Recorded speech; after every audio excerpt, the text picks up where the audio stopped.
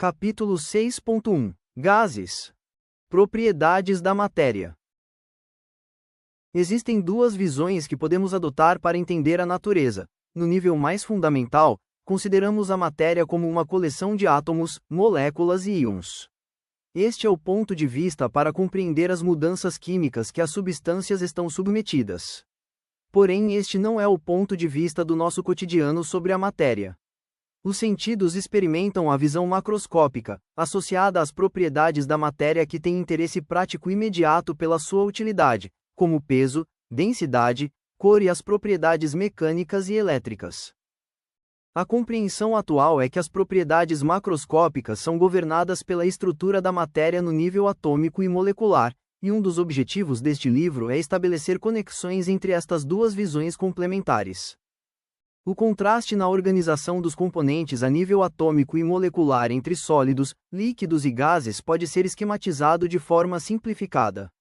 As unidades dos sólidos são ordenadas e suas unidades ocupam posições fixas em relação às demais. O movimento de translação é impedido e são observadas apenas vibrações moleculares, que aumentam com a temperatura.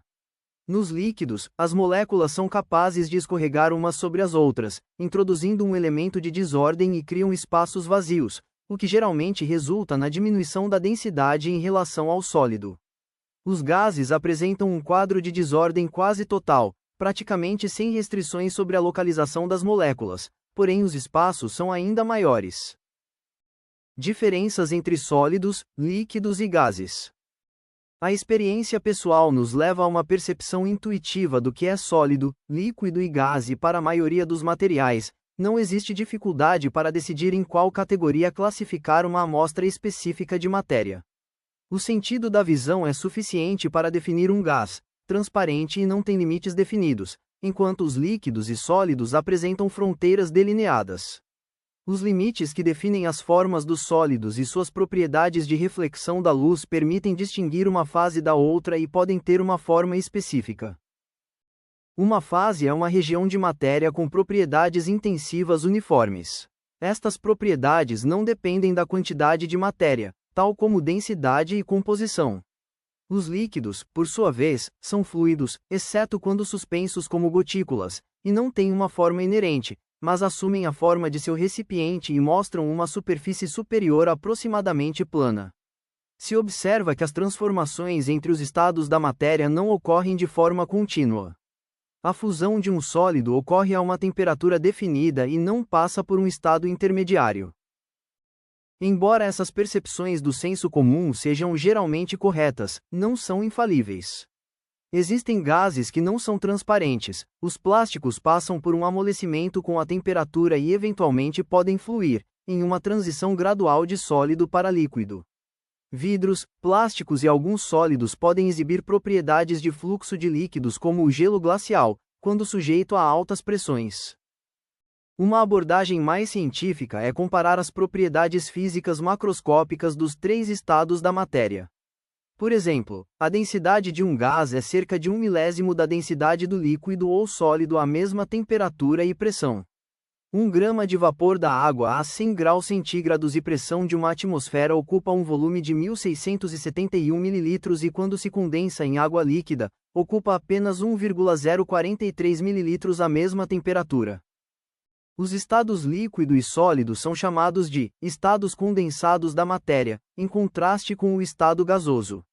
Contudo, alguns gases podem ter densidades que excedem outras substâncias sólidas e líquidas a pressões muito altas, então a densidade não é um critério suficientemente abrangente para distinguir entre o gás e estados condensados da matéria. Da mesma forma, a densidade de um sólido é geralmente maior do que a do líquido correspondente, na mesma temperatura e pressão. Entretanto, o gelo flutua sobre a água líquida. Outras propriedades físicas, como a compressibilidade, tensão superficial e viscosidade, são mais úteis para distinguir entre os diferentes estados da matéria. A comparação entre as propriedades de gases, líquidos e sólidos permitiu estabelecer algumas generalizações sobre a composição da matéria.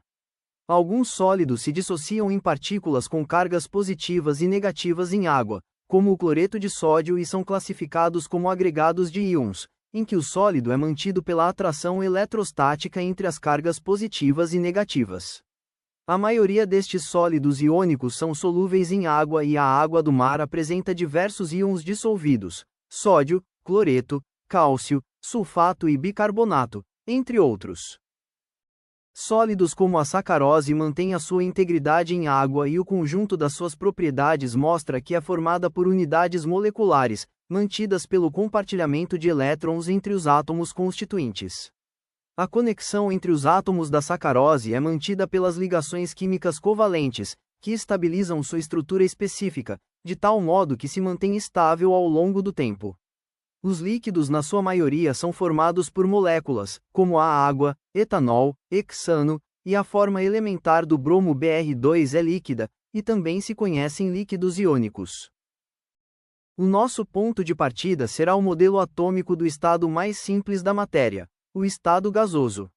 Sob pressão normal, as moléculas de um gás estão distantes umas das outras, e as forças intermoleculares exercem um efeito insignificante sobre os movimentos térmicos aleatórios das partículas individuais.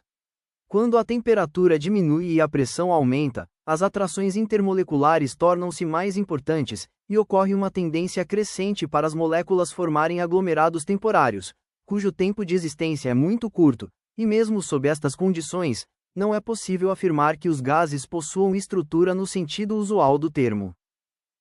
Esse vídeo faz parte do livro Química Geral, disponível nas formas físicas e como e-book. O link para o livro está na descrição. Obrigado por acompanhar o canal e tem mais conhecimento químico disponível.